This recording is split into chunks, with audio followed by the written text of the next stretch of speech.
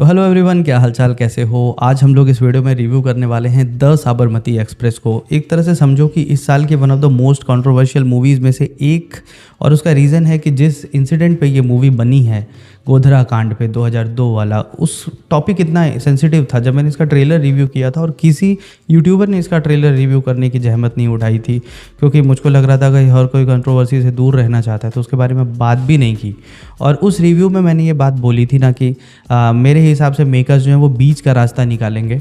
वो नाम यूज़ कर रहे हैं गोधरा कांड का, जिससे मूवी की थोड़ी हाइप बन जाए, बट उस सब्जेक्ट से वो दूर रहेंगे। उसमें जर्नलिज्म जो है वो ज़्यादा से ज़्यादा देखने को मिलेगा, और एक्चुअली में मूवी में यही होता है। तो चैनल पे नए हो तो सब्सक्राइब करो। बाकी इस मूवी के बारे में बात करते हैं। सबसे पहले बात करते हैं यार कहानी की। तो कहानी जैसा कि नाम से समझ में आता है, गोधरा कांड पे बेस्ड है। और ठीक है, जो गोधरा कांड था जैसा था वैसा ही लगभग मूवी में दिखाया हुआ है, जो तुमको थोड़ा सा डिस्टर्ब कर सकता है। अगर तुम्हारी उम्र कम है, 20-25 साल के हो, तो मे बी तुम सोच सकते हो कि हमें क्या इस टाइप की पॉलिटिकल चीज़ों से जाने देते हैं, बट फिर भी ये सारी चीज़ें देश की हिस्ट्री में जुड़ जाती हैं। तो सबको सब कुछ पता होना चाहिए। तो ठीक है, मूवी में ये पार्ट जो है वो ठीक से दिखा दिया, बट उसके बाद से कहानी जो है वो भटक जाती है। वो भूल जाती है कि कितना सेंसिटिव मुद्दा जो था वो मूवी उसके ऊपर आपने बनाई हुई है। फिर हमको देखने को मिलता है जर्नलिज्म, फिर हमको देखने को मिलती है थोड़ी सी फालतू की कॉमेडी, और मूवी में देखने को मिलता है हम लोग को विक्रांत मैसी का नशा, कि भाई वो शराब में डूब चुके हैं, बिकॉज कोई जो है वो रियल स्टोरी जो है वो नहीं दिखाना चाहता इस इंसिडेंट के बाद से। और इसके बाद देखने को मिलता है वो, और उनके अलावा एक और रिपोर्टर होती है, इन लोगों का इन्वेस्टिगेशन इस केस पर। तो कहानी के मामले में मूवी जो है वो मतलब तरबितर है, इधर उधर फैली हुई है। तुम उसमें से कुछ चीज़ें अपने काम की पिक कर सकते हो या फिर छोड़ सकते हो, ये तुम्हारे ऊपर है। अगर तुम एक्चुअली में गोधरा कांड पे तुम स्टोरी देखने जा रहे थे, तो मैं तुमको पहले ही वार्न कर देता हूँ, इससे अच्छा कि तुम कोई डॉक्यूमेंट्री देख लो। फिर बात करते हैं एक्टिंग की इस मूवी में। तो ठीक है, Vikrant Massey is a phenomenal actor. इस मूवी में भी वो अच्छी एक्टिंग करते हैं, और मूवी जो है उनको जितना स्क्रीन टाइम एक्चुअली में मिलता है, तो जाहिर सी बात है उन्हीं के कंधों पे पूरी मूवी है। बाकी कैरेक्टर्स की बात करें तो बाकी सब ने अपना काम जो है वो अच्छे से निभाया है। बट प्रॉब्लम ये है कि मेकर्स की नीयत क्या थी, क्योंकि देखो ये मूवी एक तो बार बार डिले हो चुकी थी, दूसरा सेंसर बोर्ड ने इसमें ढेर सारे कट लगाए हुए हैं, और तीसरी सबसे इंपॉर्टेंट बात कि जब ये मूवी स्टार्टिंग में बन रही थी, तो जो उस टाइम के इसके डायरेक्टर थे, उन्होंने मतलब वो मूवी से वॉक ऑफ कर गए। उन्होंने कहा कि मेकर्स जैसा चाहते हैं वो मेरे विचारों से मैच नहीं करता, तो मैं नहीं बना रहा ये मूवी। तो सोच समझ सकते हो तुम कि मतलब वो क्या चाहते रहे होंगे दिखाना, और मेकर्स जो है वो क्या चाहते थे।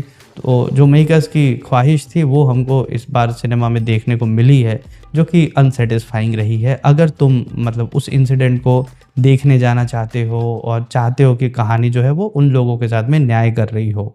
बीच बीच में कॉमेडी घुसेड़ी गई है। जब आप इतने सेंसिटिव टॉपिक पर मूवी बनाते हैं तो चीप जोक्स की ज़रूरत नहीं होती है, बट एक्चुअली में हमको ऐसे जोक्स सुनने को मिलते हैं जो कि बहुत सेंसिटिव टॉपिक को डाइवर्ट कर देते हैं।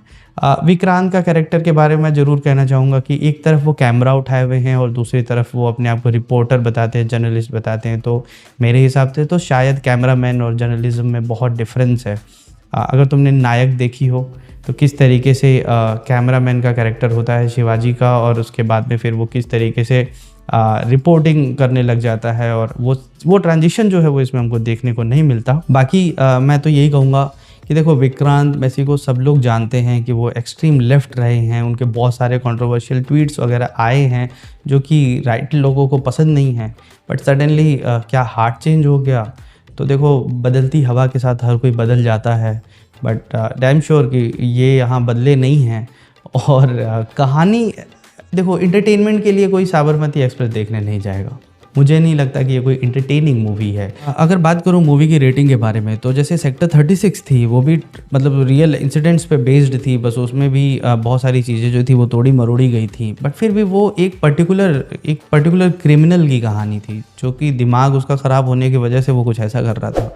बट साबरमती एक्सप्रेस वाली जो स्टोरी है वो बिल्कुल अलग चीज़ है। तो अगर आपको नहीं सच दिखाना था तो आपको मूवी नहीं बनानी थी, और अगर आपको मुद्दे पे नहीं रहना था तो फिर आपको इस चीज़ का नाम यूज़ नहीं करना चाहिए। तो मेरे हिसाब से तो ये बिल्कुल ही डिसऑनेस्ट एफर्ट है मेकर्स का।